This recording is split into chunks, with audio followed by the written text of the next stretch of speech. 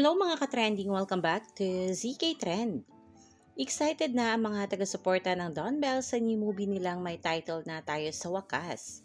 At kasalukuyan na nga nagtiping ang Don Bell at di pa man tapos, ang naturang shoot, grabe na nga ang ipinakitang suporta ng mga fans. Kung matatandaan, nagpa-cater nga ang Don Bell official para sa mga staff, crew at syempre sa Don Bell ng mga foods. At marami na rin ang mga nakabook para sa gagawing black screening na kahit may 2 months pa bago ang showing ng movie. Kapwa napakaswerte ng Don Bell sa kanilang mga fans at sobrang swerte din ng mga fans sa Don Bell. At mga kabablis, kagad pinag-uusapan ang larawan at pormahan ni na Donnie at Bell sa Tayo sa Wakas movie. New look ito ng Don Bell na ipinost nga ng isang fan.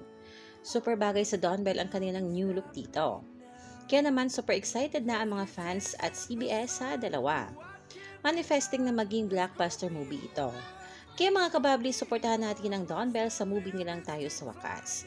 Yan na muna ang update natin ngayon mga kababli. Stay tuned for more Don Bell updates. Hanggang dito na lang. Maraming salamat sa inyong patuloy na panonood.